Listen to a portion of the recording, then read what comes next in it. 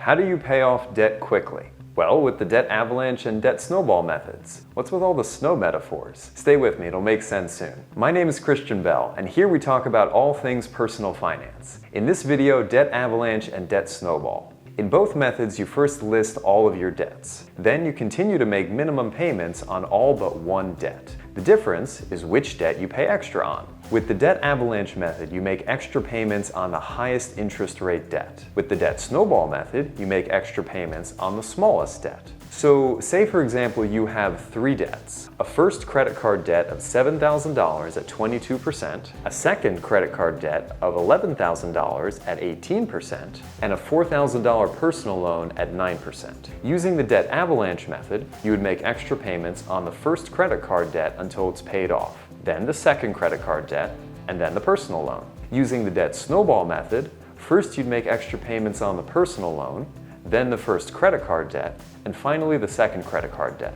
You're essentially changing the order in which you pay off your debts. Using the debt avalanche method, you will pay less money overall, and that's because the total amount you pay in interest across all of your debts will be less. Also, because there's less interest, if the debts are quite large, the time frame might also be shorter than with the debt snowball. So why would anyone choose the debt snowball if you end up paying more money? Well, because we're humans and we have emotions. We're not perfectly rational. I'm certainly not. Motivation plays a huge role in our choices, in our habits. Throwing hundreds or thousands of dollars a month at a debt and not seeing it move very much can be kind of underwhelming, especially when it's a big debt like with those credit cards. Pretty hard to get excited about that. It's way easier to get excited about completely paying off a smaller debt, especially if you can do it in a couple months rather than a couple years. Plus, the motivation boost we get from seeing a loan finished, done, completely paid off is huge. A couple wins from paying off small debts rather quickly can do wonders to get us making better choices. Certainly has for me. Saving, spending, investing, all that stuff. The psychology here is powerful. In fact, several studies have shown the motivation benefits from the debt snowball method are pretty intense. Even better, a study from James Madison University found that the extra cost from using the debt snowball method is pretty minimal. So it turns out the big problem with using the debt snowball method really isn't that big a problem. So, with the debt avalanche method, you pay less in interest, and because of this, you can potentially reduce the payoff time frame. However, it does require serious discipline because it doesn't account for human emotions. On the other hand, using the debt snowball method will help you build motivation way better because it accounts for human emotions. However, you'll pay more interest overall, and it can take longer to become debt-free.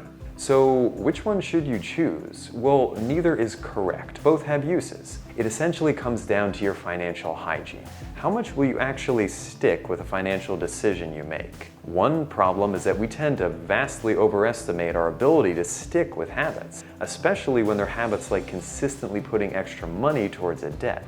I've learned from many past mistakes how tough these kinds of habits are, especially if you're doing them on your own. So I would only really trust myself to do the debt avalanche method if I had someone to hold me accountable, to keep me on track. Because I know I'd be really tempted to put the money that's all of a sudden free after paying off a debt to some fun stuff, instead of paying off the next debt. This is the discipline that the debt avalanche method requires, and it's why it's so hard to stick with it.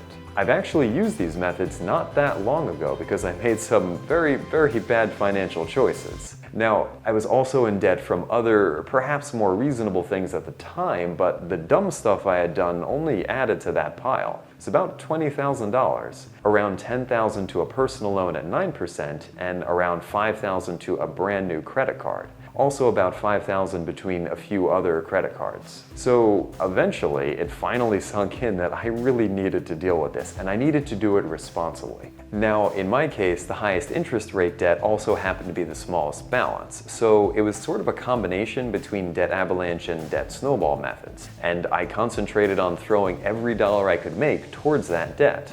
And then slowly, so very slowly, I started to pay off the debts. First, one credit card debt, then another, and then continuing with the larger personal loan debts. It starts slowly, but it is possible, and you can do it. Now, one final thing. If some of the debt you're trying to pay off is credit card debt, Stop using the credit card. It's very counterproductive to make the debt bigger when you're trying to make it smaller. I did that. Not a good thing. Maybe don't do that. I hope you found this video on the debt avalanche and debt snowball methods helpful. I'd love to hear your thoughts. Let me know in the comments. Make sure to like and subscribe. Have a great day, and I will see you next time.